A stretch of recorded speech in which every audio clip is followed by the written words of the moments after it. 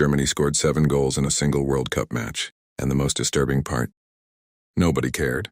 When did a 7-1 scoreline stop being shocking? And what does that tell us about where football is heading? One country has a population of 150,000 people. The other carries one of the most decorated football legacies in the world. And this match was over before it began. But the problem wasn't the scoreline. The problem was that it felt normal.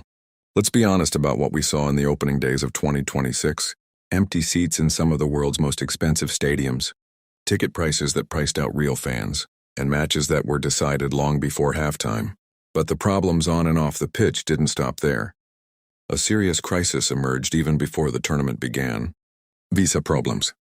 Dozens of fans from countries like Morocco and Scotland were denied entry into the United States, despite holding valid match tickets. Some fans had their travel authorizations switched from Haske-approved SE to BIS not authorized without any explanation. These people bought flights, booked hotels, and in the end they never made it. And it wasn't Somali referee Omar Artan was denied entry when he landed in Miami, the CAF Best Male Referee of 2025. He was set to become the first Somali referee in World Cup history. That opportunity was taken from him. Another notable case involved Jibril Rajoub, president of the Palestinian Football Association. While other federation heads were granted access, Rajoub was left waiting in Mexico City for permission to enter the United States. Rajoub watched the opening match between Mexico and South Africa from Mexico City, still without a visa. In his words to the Associated Press, he said it wasn't fair for any country to use this process to deny footballing figures from around the world their right to attend. The Palestinian national team had not qualified for this tournament.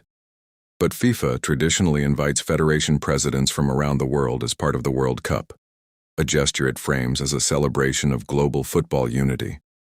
Around the same time, a photographer traveling with Iraq's delegation also had his entry denied. So how did FIFA respond?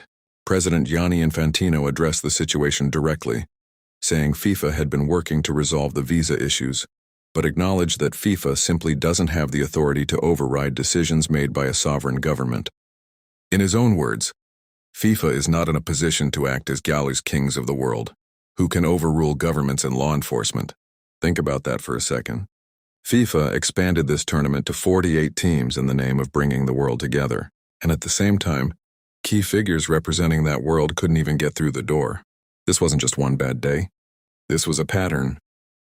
FIFA will tell you this expansion is about inclusion, about giving nations from Africa, Asia, and the Caribbean their moment on football's biggest stage. That's real, that matters. But here's where FIFA loses the argument. Inclusion and quality are not the same thing. You can invite more nations without destroying the competitive balance of the tournament. And right now the balance is broken. Think about what makes a World Cup match special. The tension, the uncertainty, the feeling that anything can happen. When one team scores 7 goals, that feeling disappears. Not just for that match. For every lopsided game that follows. Because perception matters as much as reality in sport.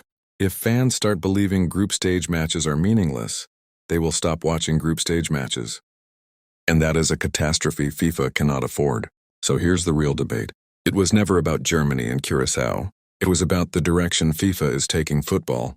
More teams, more matches, more tournaments, more revenue. The Club World Cup expanded. International calendars got busier. And now the World Cup itself has grown beyond what many people thought was possible. At some point, growth stops being ambition and starts being greed. And fans can feel the difference. Across social media, the same questions kept appearing during those opening days. Will group stage matches ever feel competitive again? Will 48 teams create more drama or just more noise? Has FIFA made the World Cup bigger without making it better?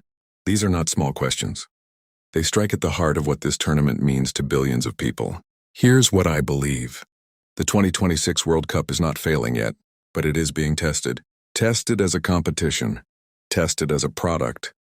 And tested as proof of FIFA's vision for the future. There are still weeks of football ahead. Underdogs will shock the world. Iconic moments will be created. Legends will emerge.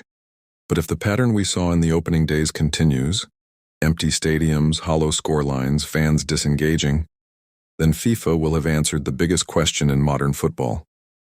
And the answer will not be what they hoped for. Because this tournament was never just about crowning a champion. It was always about proving that football's greatest experiment could work. That bigger could still mean better. Right now the jury is still out. But the clock is ticking. So tell me, is the 48-team World Cup the future of football? Or has FIFA crossed a line that can't be uncrossed? Drop your answer in the comments, and if this video made you think you already know what to do,